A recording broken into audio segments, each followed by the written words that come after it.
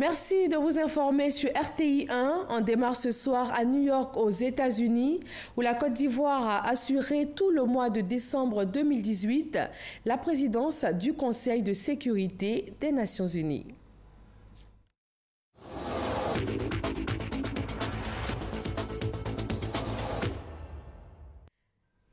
Cette présidence de la Côte d'Ivoire au Conseil de sécurité de l'ONU a vu 4 débats de haut niveau, 5 résolutions adoptées et 3 déclarations présidentielles actées. Le président Alassane Ouattara a relevé sa satisfaction au cours de son discours du Nouvel An.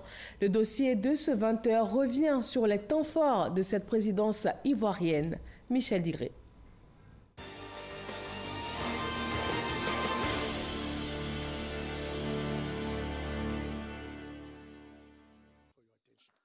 Fin décembre 2018, réception des représentants des missions diplomatiques auprès de l'ONU pour clore la présidence du Conseil de sécurité par la Côte d'Ivoire. Un mois au cours duquel le pays a affiché ses capacités à diriger cet important organe des Nations Unies. La Côte d'Ivoire rayonne dans le monde.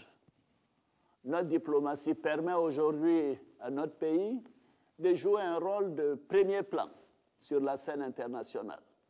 C'est ainsi qu'après notre entrée au Conseil de sécurité des Nations Unies, en qualité de membre élu en janvier 2018, nous avons assuré la présidence de cette prestigieuse institution durant ce mois de décembre 2018. Ainsi, nous avons été en mesure de partager notre expérience en matière de sortie de crise, de maintien de la paix, de reconstruction post-crise, de paix et de stabilité. C'est le 1er décembre 2018 que la Côte d'Ivoire prend les rênes de la présidence du Conseil de sécurité. La mission permanente de Côte d'Ivoire auprès des Nations Unies à New York est à pied d'œuvre pour relever ce challenge 11 mois après l'entrée du pays au Conseil de sécurité. Le ministre des Affaires étrangères, Marcela Montano, boucle les derniers réglages avec ses collaborateurs. Le 3 décembre, le chef de l'État ivoirien arrive à New York. Le président Alassane Ouattara dirige le 5 décembre le débat présidentiel sur le thème « Consolidation et pérennisation de la paix, reconstruction post-crise, paix, sécurité et stabilité ». La reconstruction post-conflit, la paix et la stabilité durable nécessitent en tout premier lieu l'existence d'un gouvernement qui tire sa légitimité d'élections démocratiques et transparentes. Ensuite, la mise en place et le redéploiement d'une administration fiable qui inspire confiance. En troisième point, un processus de réconciliation crédible, mais également une réforme du secteur de la sécurité qui conduit à une armée et des services de sécurité professionnels.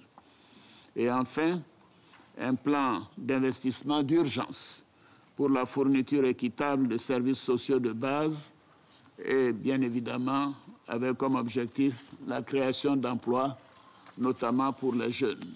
Le 6 décembre, c'est au tour du ministre Marcela Montano de présider le débat ministériel sur l'implication des États et des organisations sous-régionales pour plus d'efficacité dans la prévention et la résolution des conflits. Dans ce monde globalisé, où aucune organisation ne saurait à elle seule porter le poids de la responsabilité de la gestion des menaces qui pèsent sur la sécurité collective, le renforcement de la coopération et de la coordination entre les acteurs nationaux, les organisations sous-régionales, régionales et les Nations Unies s'impose comme une impérieuse nécessité. La recherche d'une approche plus inclusive de tous les acteurs, prenant en compte une claire définition des responsabilités, demeure, à notre sens, le moyen le plus efficace pour assurer la prévention et la gestion des conflits qui sont au cœur de l'agenda du Conseil de sécurité et fondent son existence. Au cours de cette présidence, ce sont au total 4 débats de haut niveau qui ont été organisés, 5 résolutions ont été adoptées et 3 déclarations présidentielles actées. Pour y arriver, la Côte d'Ivoire est restée fidèle à son principe de la recherche de la paix par le dialogue.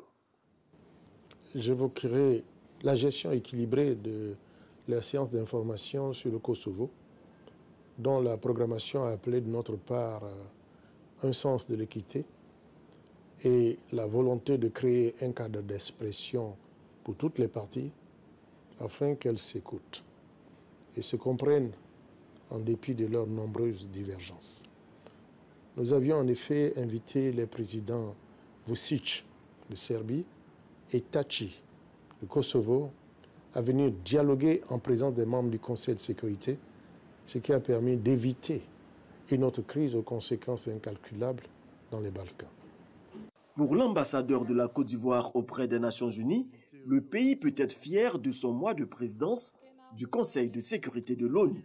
Il s'agit d'un bilan globalement satisfaisant au regard des messages de félicitations que notre pays a reçus des États membres du Conseil pour la qualité du travail abattu dans un mois de décembre connu pour être court et chargé en termes d'activités imprévues. Nous voulions une présidence équilibrée, ouverte et promotrice de consensus et d'unité entre les membres du Conseil. Je pense que nous l'avons réussi en restant surtout ouverts aux nombreuses demandes de séances d'information, de consultation, de formulariat et d'AOB à la requête des États membres de l'ONU. La fin de la présidence ivoirienne marque également l'entrée de 5 pays au Conseil de sécurité à partir de ce mois de janvier en tant que membres non permanents pour un mandat de 2 ans. Il s'agit de l'Allemagne, l'Afrique du Sud, la Belgique, l'Indonésie et la République dominicaine. Il remplace l'Éthiopie, le Kazakhstan, les Pays-Bas, la Suède et la Bolivie.